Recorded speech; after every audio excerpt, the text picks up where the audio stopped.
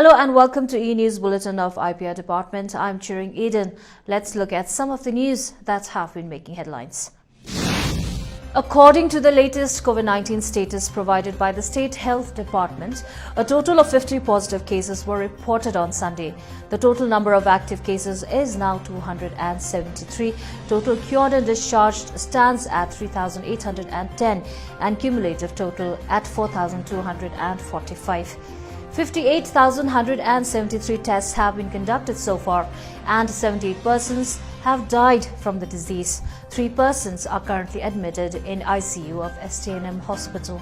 It has been informed that 2 more COVID deaths have been recorded in the state.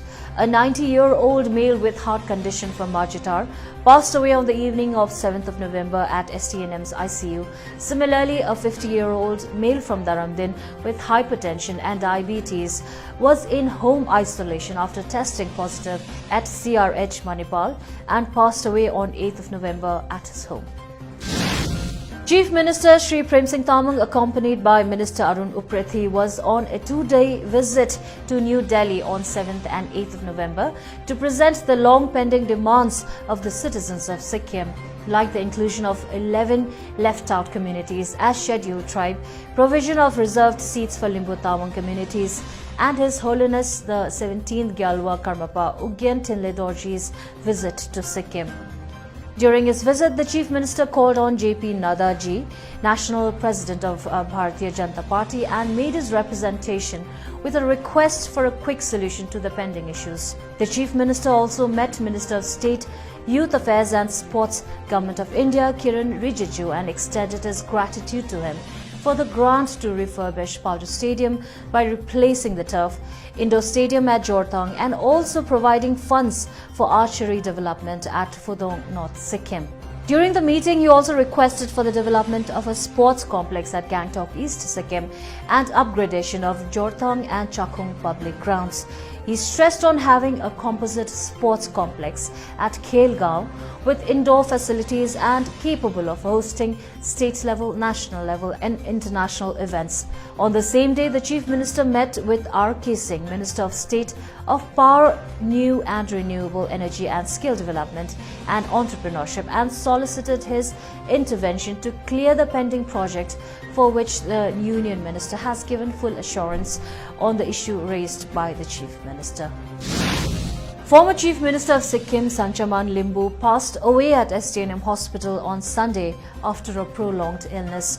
He was 73-year-old. He served the state as the 4th Chief Minister of Sikkim from 17th June to 12th December in the year 1994. The funeral will take place on 10th of November at Higang, West Sikkim. Mr. Sanchaman Limbu entered the field of politics and was elected as the MLA from Yuksam constituency in 1979, contesting under the banner of Sikkim Janata Parishad, and was accorded with a cabinet rank. He was re-elected from the same constituency in 1985, representing the Sikkim Sangram Parishad Party, and served as the Minister of Health and Social Welfare Department.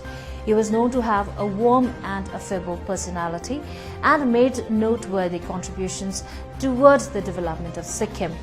As a mark of respect, the state government has announced 7 days mourning to be observed from today till 15th of November.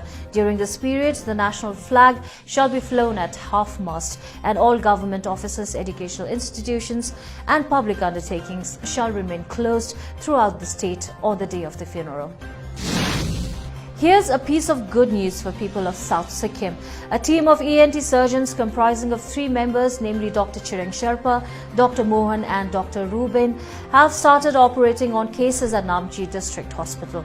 The people from South and West Sikkim will now have easy access to such facilities in their own district hospitals, which will save their time and money spent on travelling.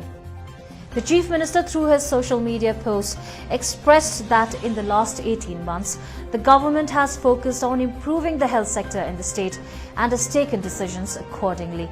The State Health Department recently came up with the first tertiary cancer care center at STNM Hospital and introduced a dialysis center in Gazing and Namchi Hospital, including STNM.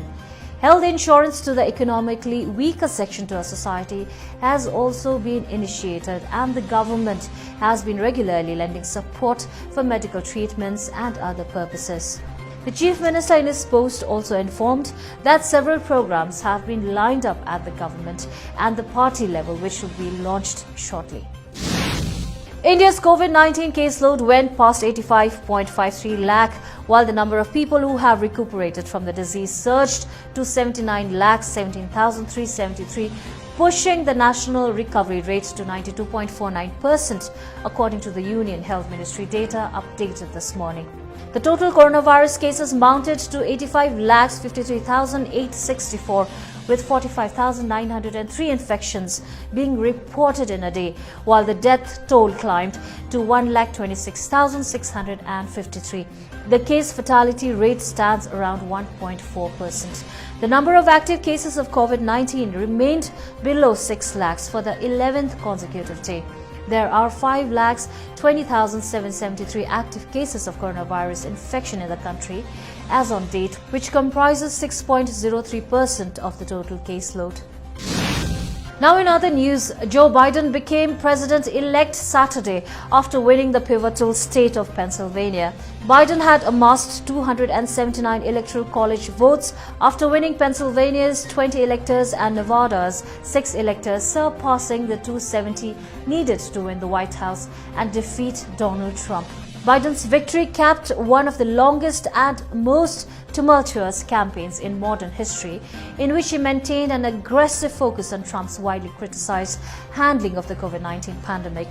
Biden will be sworn in as the 46th president on 20th of January. As for Kamala Harris, she made history on Saturday with her election as Joe Biden's vice president, becoming the first woman, first Black American, and first Asian American to win the second highest U.S. office. A U.S. Senator from California, Harris has a track record of shattering glass ceilings. Born to Indian and Jamaican immigrants, she served as San Francisco's first female district attorney and was California's first woman of color to be elected Attorney General. A background in criminal justice could help Biden administration tackle the issues of racial equality and policing after the country was swept by protests this year. She is expected to be a top advisor on judicial nominations. The 56-year-old California senator represents the multiculturalism that defines America, but is largely absent from Washington's power centers. That is all we have for today. Please like and follow our Facebook page, that is Government of Sikkim official page, for the most authentic news and information on recent developments in the government and the state.